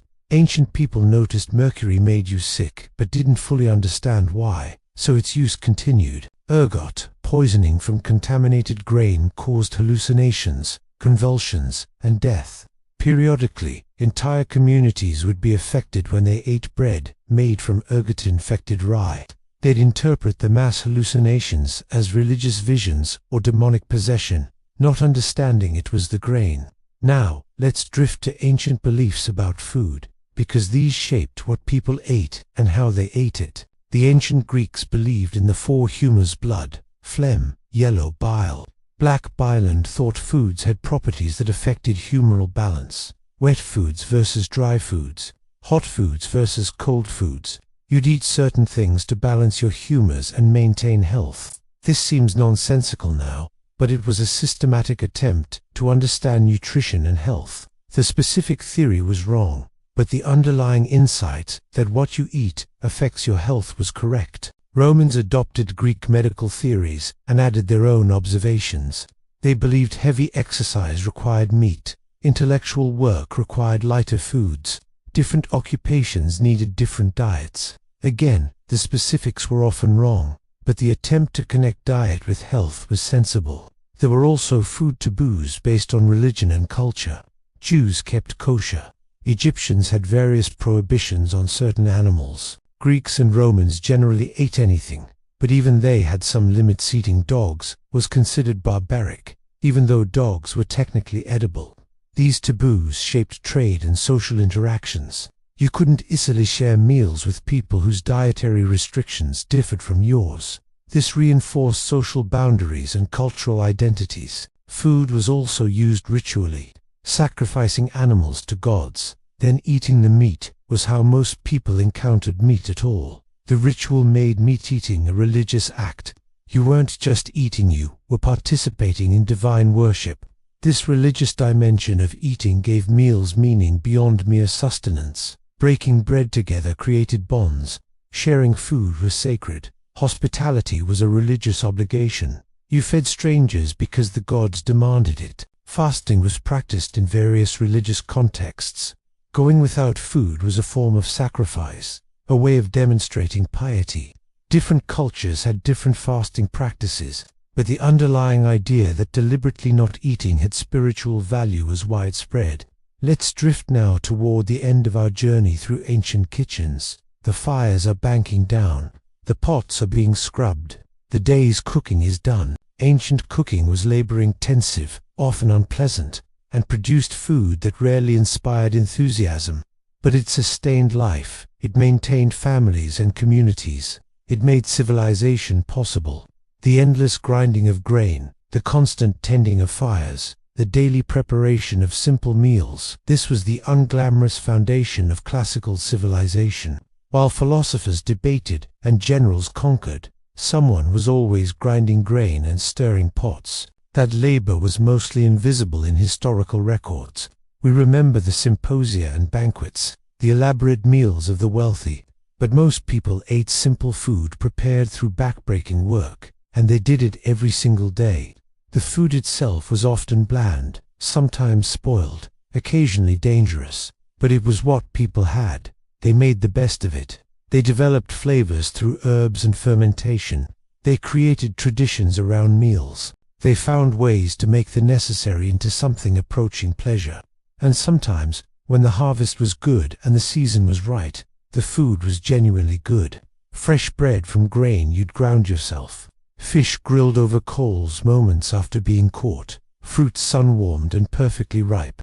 These moments of plenty punctuated the usual routine of adequate but unexciting meals. The ancient world's relationship with food was fundamentally different from ours. They couldn't take food for granted. Continue 903. Every meal represented hours of labor. Every bite carried the knowledge that famine was always possible, that preservation might fail, that next year's harvest might not come. This shaped how they thought about everything. Wealth meant having enough food stored to survive winter comfortably. Power meant controlling grain supplies. Security meant knowing you could feed your family. Food was life, quite literally. And now, thousands of years later, we remember their buildings and their battles, their philosophy and their art. But the daily reality of their lives, the grinding and cooking and preserving, fades into the background. Forgotten labor that made everything else possible. The ancient kitchens are dark now. The hearth fires have gone out. The grinding stones are still. No one remains to stir the pot or tend the flames. But the work continues in its modern forms. We still must eat. We still transform raw ingredients into meals. The labor is easier now, mechanized and convenient. But the fundamental human need to prepare and share food remains unchanged. So rest now. Let the ancient cooks rest too. Their work is done. The meals are eaten. The day is over. Somewhere in the Mediterranean darkness, smoke rises from a dying fire. A clay pot sits empty by the hearth. Grain waits in storage jars for tomorrow's grinding. And tomorrow, like every tomorrow, someone will wake and begin again. The fire will be lit. The grain will be ground. The endless work of feeding humanity will continue.